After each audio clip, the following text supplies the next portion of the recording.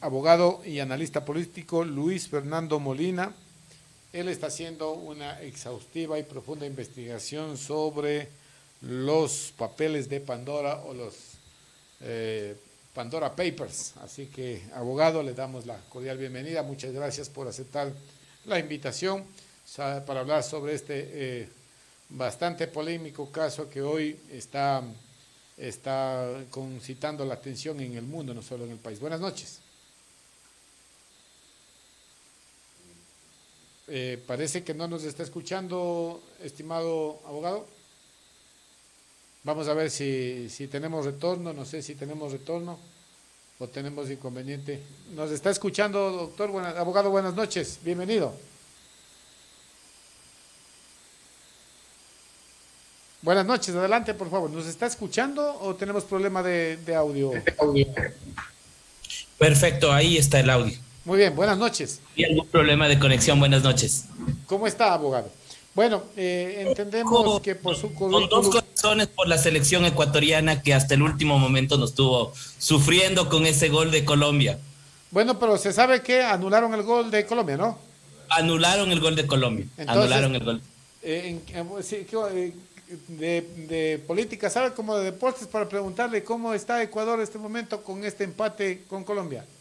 Bueno, con este empate estamos terceros, pero creo que todavía le falta, por un lado, Alfaro le falta encontrar la identidad y el 11 que pudiera ser el definitivo, ¿no? Y en ese sentido también hace entrever ahí algunos temas de la juventud, de la nueva generación de la selección, que esperemos se vaya afianzando, aunque no, hasta el momento siempre nos pone a sufrir en los últimos minutos. Entendemos, abogado, que usted está en México. Desde México tenemos este enlace. ¿Me puede confirmar ese tema? Sí, desde Ciudad de México, Distrito Federal. Muy bien, abogado. Primero, gracias por el tiempo que nos da, porque lamentablemente todo lo que hoy se está hablando, se está diciendo, se lo hace por redes sociales, y el común de los mortales, los ciudadanos en general, poco o nada conocemos más que este cliché, ¿no? Esta propaganda, esta difusión de que los papeles, los papeles de ¿cómo se llaman? Los Pandora Papers. Los Pandora Papers. Estoy confundido con los INA, con los PANA, así que todos son los papeles de Pandora. Y en el año 2015 con los offshore leaks también, que fue el inicio de esta investigación, ¿no? Así es. Abogado, háganos entrar un poco en contexto de qué se trata esto y por qué esta situación viene a ser un tema tan complicado entre varios presidentes y gente de todo el mundo al presidente Lasso, abogado. Bueno, decir primero que el tema de estas investigaciones a nivel mundial respecto de las fugas de capital y de bienes a paraísos fiscales no es reciente, y en eso precisamente radica, ¿no? En el año 2015 se hizo la primera investigación por parte de este grupo de periodistas que se denominó los Offshore Leaks. Posteriormente, en el 2017, los Panama Papers, y ahora tenemos los Pandora Papers. Es decir, ¿qué estamos hablando? Hablamos de una investigación que se ha sostenido en el tiempo, que lo que tiene como objetivo, como finalidad, es evidenciar la fuga de capitales hacia los paraísos fiscales. ¿Por qué es importante esto? En la medida en la que organismos internacionales, por ejemplo, como Oxfam en el año 2015, determinaron que en América Latina se pierden aproximadamente 2 billones de dólares, se encuentran en paraísos fiscales. Según los datos de CEPAL, determinan que en el año 2020 el Ecuador pierde 8,000 millones de dólares como consecuencia de bienes o capitales en paraísos fiscales. Haciendo una comparación, es más o menos un 2.5% lo que se necesitó para la reactivación de Manabí después del terremoto. Entonces, a eso le podemos sumar que hace aproximadamente un mes Naciones Unidas determinó que los delitos de pánico económico y los delitos penales económicos y de evasión tributaria se deben constituir en graves violaciones a los derechos humanos asimilables a los delitos de lesa humanidad. ¿Por qué? Porque cada dólar que se evade o se deja de pagar a los erarios nacionales significa menos presupuesto para salud, para educación y para satisfacer la vida digna de las personas. En la medida en la que estos antecedentes hacen importante la lucha contra los paraísos fiscales, es que ahora tenemos el tema de Panama Papers. Ahora, abogado, no sé si usted escuchó al señor presidente ayer en su intervención, en su entrevista con Carlos Vera, y él decía que la gente tiene que preocuparse cuando haya funcionarios corruptos que se roben la plata del Estado. O sea, más hay que preocuparse de dónde se saca la plata que dónde está la plata. ¿Qué dice usted sobre esta reflexión que hacía el día de ayer en la entrevista el presidente de la República? Yo ahí me permito citar algunos temas fundamentales. En redes sociales yo leía que suelen decir Lazo versus Lazo, y creo que eso es lo que puedo definir en este momento desde que saltó el tema de Pandora Papers. En primer lugar, el presidente Guillermo Lazo, el pasado 4 de octubre, en sus primeras declaraciones públicas, determinó que él manifestó públicamente que se había deshecho de todos los bienes que estaban en paraísos fiscales y que aparentemente ya estarían en el Ecuador. El día de ayer manifestó todo lo contrario, dijo que ya ahora aceptó que hay bienes en el extranjero y hay bienes en el Ecuador. Entonces, ¿a cuál de los dos lazos le creemos? ¿Al del 4 de octubre o al del 11 de octubre? En segundo lugar, acepta básicamente que existe este fideicomiso GLM por las iniciales Guillermo Lazo Mendoza y hace entrever que existe un pago tributario desde el año 2005. Pero ahí hay que tener dos elementos fundamentales. La primera offshore de Guillermo Lazo no data del año 2005, sino data del año 1991, Andean Investment, donde presumiblemente habría ocultado un incremento patrimonial de cerca del 3,000% en el año 99 con la crisis bancaria. Entonces la pregunta es, ¿dónde finalmente existe esta información respecto del cumplimiento de las obligaciones tributarias antes del año 2005? Y si es que acepta que existe el fideicomiso GLM, las investigaciones de Panama Papers en el año 2017 determinaron que el fideicomiso GLM se encontraría bajo la custodia o propiedad de una offshore llamada Positano LLT, y que esta Positano LLT sería de propiedad de Guillermo Lazo y que en el 2018-2019 habría transferido la propiedad del fideicomiso de esta Positano LLT hacia sus hijos Santiago y Guillermo Lazo. Entonces, estos entramajes lo único que nos generan es oscuridad, y adicionalmente a eso nos van generando una serie de acertijos que el presidente de la República, pues, lamentablemente no los puede en este momento o no ha dado la explicación, y es lo que ha generado esta suerte de incertidumbre respecto de su vinculación en los Panama Papers. Ahora, abogado, el común de los ecuatorianos y del mundo en sí o en general no tenemos mucha experiencia en estos relatos que son bastante técnicos, ¿no? Los offshore, los papeles, los paraísos fiscales. ¿Por qué si Guillermo Lazo tenía su dinero que lo ganó en el Ecuador en paraísos fiscales, no ha habido alguna sanción en ese entonces para Guillermo Lazo? ¿Y por qué ahora sí? ¿Qué está pasando con el país o qué está pasando con el mundo? Bueno, porque el caso es que aquí estamos hablando de Guillermo Lazo, en Chile están hablando de Piñera, en todos los países donde se han evidenciado estos casos, se está hablando de esto como una gran estafa para la población. ¿Qué diferencia hay? ¿Se legalizó esto? Anteriormente era legal sacar la plata del país y buscar paraísos fiscales donde no se paga tributos o se paga muy poco. Explíquenos un poco de este tema. A ver, en el año 2016 la Superintendencia de Bancos emitió una resolución que dio la vuelta al mundo porque significó la determinación o la incorporación de la lucha de los paraísos contra los paraísos fiscales en el ordenamiento jurídico ecuatoriano, y determinó dos cosas. Primero, que la evasión tributaria no solo se da a partir de no pagar impuestos respecto de los bienes en el Ecuador, sino también de los bienes o incrementos patrimoniales que se tienen en el extranjero. Ahí determinó que existen dos figuras jurídicas o dos mecanismos a través de los cuales se puede llegar a la evasión tributaria en el tema de paraísos fiscales. El primero son los paraísos fiscales propiamente dichos, valga la redundancia, que son estados o países donde no hay tributación para estos bienes y capitales, que se convierten en una especie de zonas francas, zonas privilegiadas, y que lo que hacen es evadir obligaciones tributarias. La segunda modalidad que se tiene son las famosas offshore, que son en cambio empresas que de acuerdo a su constitución en determinados estados, en determinados países, no tributan. Y esta no tributación genera igual un mecanismo de evasión tributaria. Entonces tenemos paraísos fiscales y tenemos offshore. ¿Y qué es lo que dijo la resolución? Básicamente que todas las autoridades de elección popular y los funcionarios públicos, antes de entrar al sector público, deben deshacerse de los bienes en paraísos fiscales como un pacto de ética.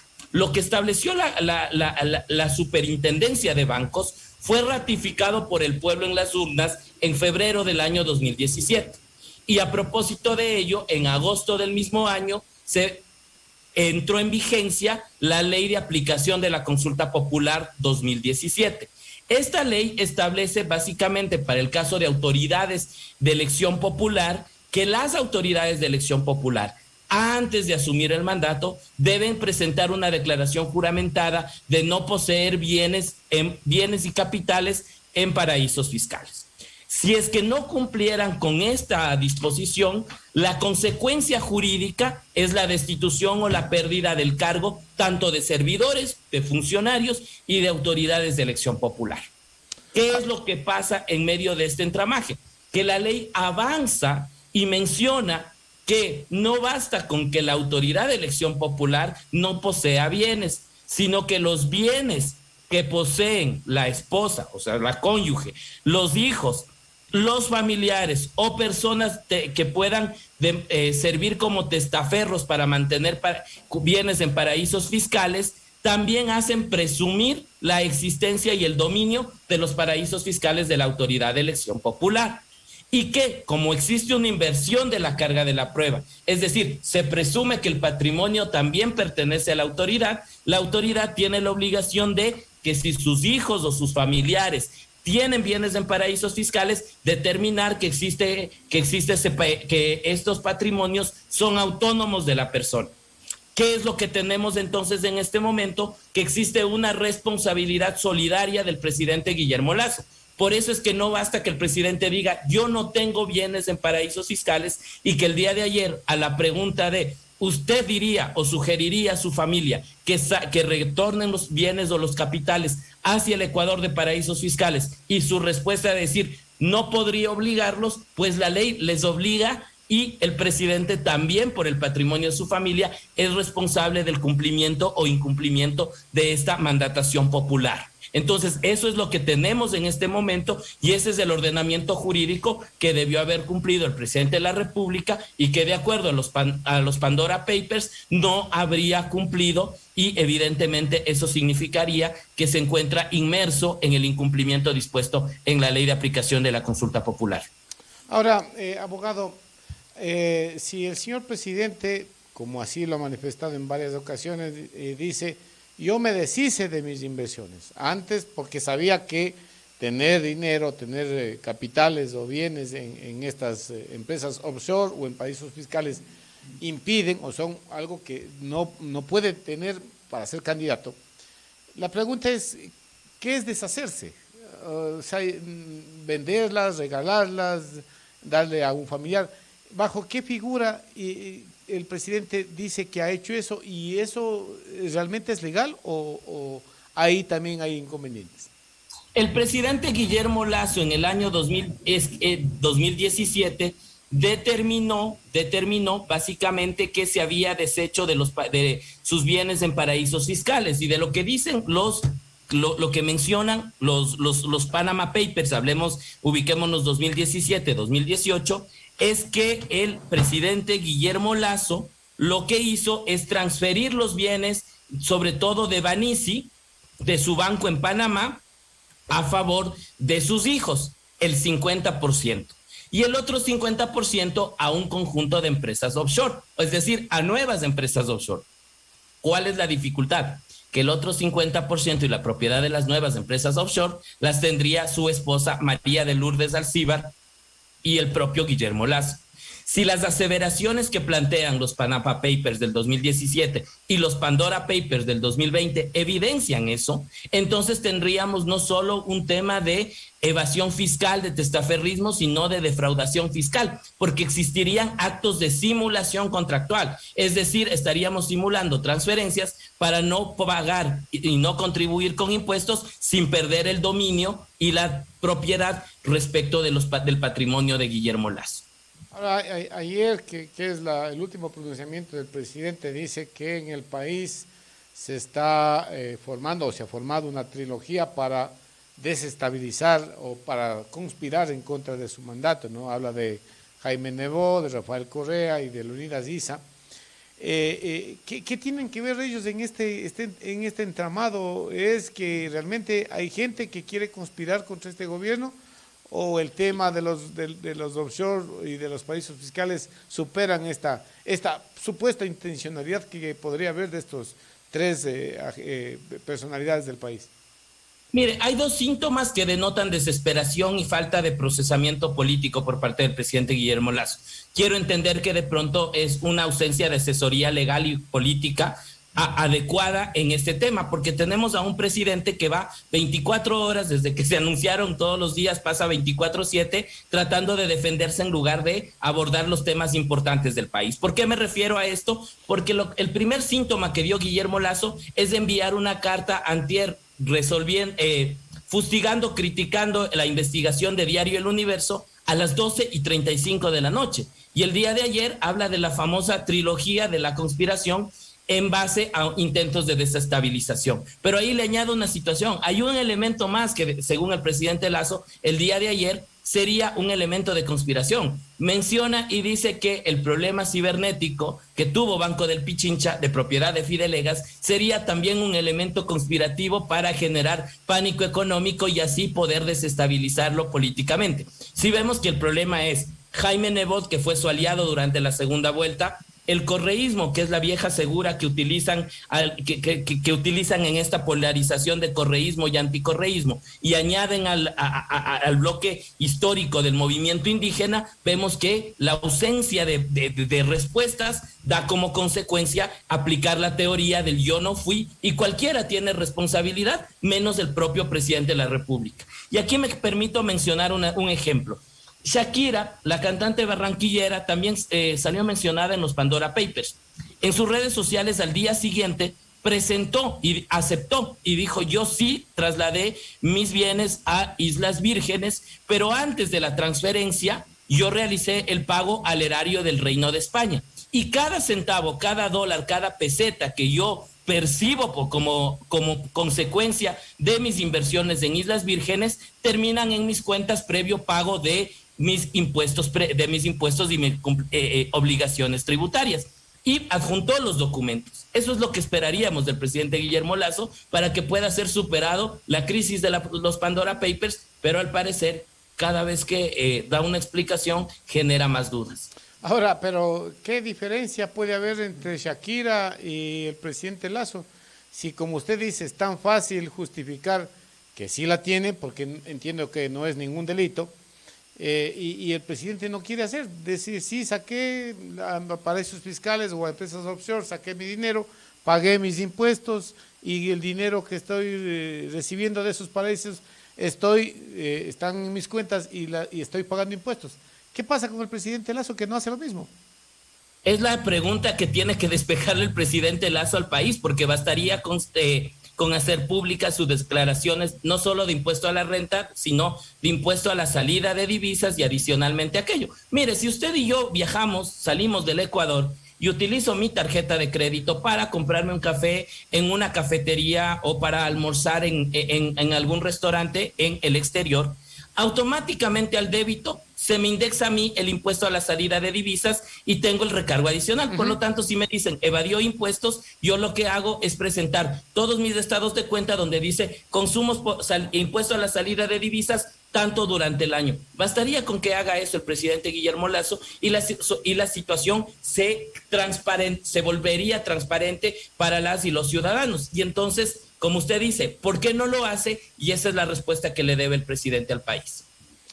El tema también se lo ha encajado al feriado bancario, donde se habla de que, según declaraciones del mismo presidente, antes de 1999, creo que no sé si esté bien la fecha, Guillermo Lasso tenía $1.000.000 y hasta el 2022, hasta 2002, logra amasar una fortuna de más de $30 millones.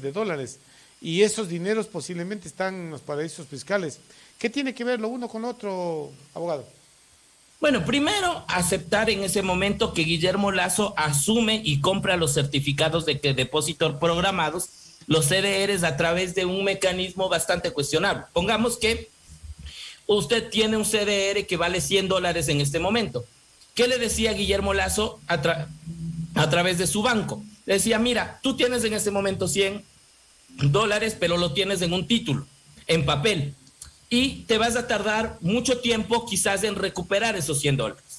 Entre que tú nunca recuperes, yo te puedo comprar esos certificados de depósitos reprogramados a $60. Y usted seguramente decía, entre pasar 3 años y recibir $60, más vale algo que nada, ¿no? Y le vendía usted a Guillermo Lasso y le decía, tenga los 60, por $60 nos entrega, y hacía la diferencia. El problema es que cuando volvía a vender esos CDRs, a canjearlos en el Banco Central, esos CDRs ya no costaban 60, sino costaban 90. Entonces compró a 60, perdió 10 y recuperó 90. Ese es el incremento injustificado patrimonial. Y adicionalmente a eso, ¿por qué causa hilaridad? Porque él tenía información privilegiada al ser superministro de Economía. Y esos bienes, ese incremento patrimonial, se encontraría o estaría en Andean Investment, que es su offshore de la década de los 90.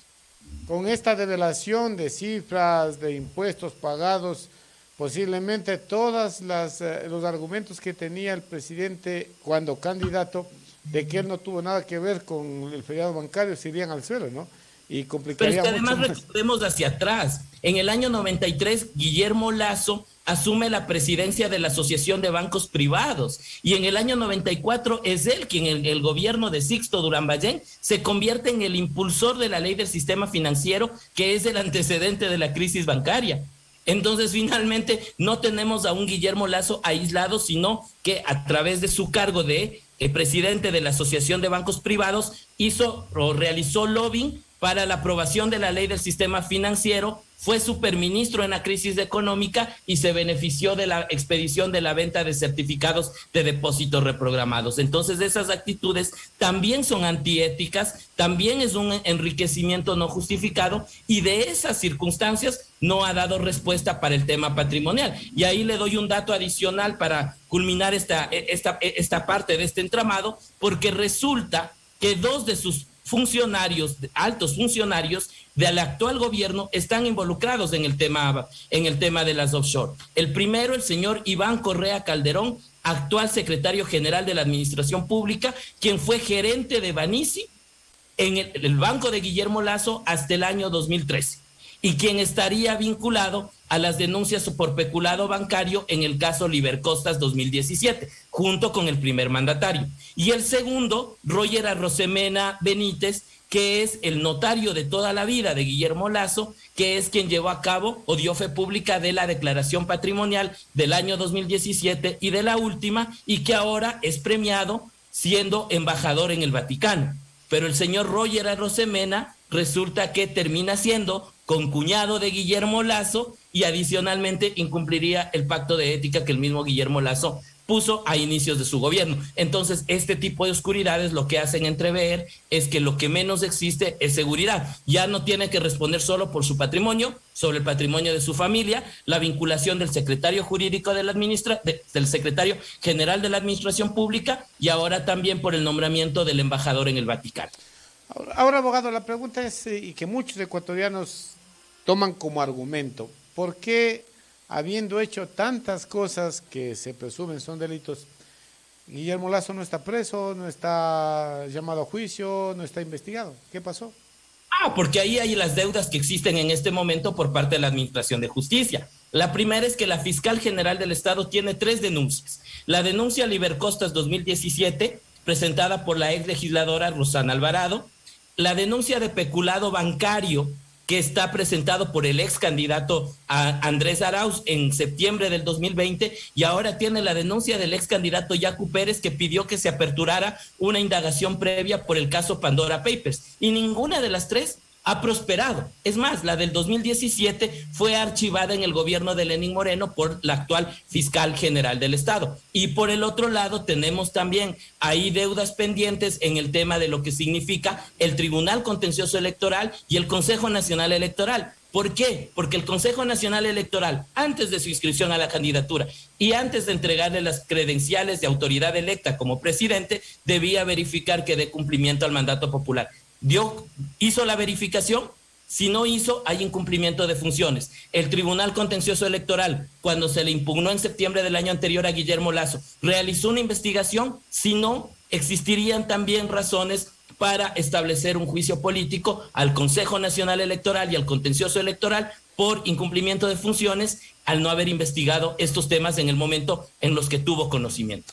Sí, justamente mi pregunta iba a eso, y el día de ayer le preguntábamos al asambleísta Mireya Pazmiño de este tema, si es que el Tribunal Electoral incurriría en algún tipo de infracción o delito, no sé qué sea, al haber confiado ciegamente de la declaración juramentada de Guillermo Lasso, o tenía la obligación de investigarla, y si esto no se cumplió, también habría un juicio político, que es lo que le estoy entendiendo a usted, para los miembros del Tribunal Electoral o del Consejo Electoral. Y ahí se acabarían las dos últimas instituciones del Estado que sobrevivían a esta crisis de desinstitucionalización, porque ya no tenemos fiscal, no tenemos defensor del pueblo, todos fueron cambiados por el Trujillato, pero quizás lo único que quedaba del Trujillato era la función electoral, y si esto se llega a comprobar, ya ni la función electoral queda precisamente para este tema, lo cual evidenciaría que nos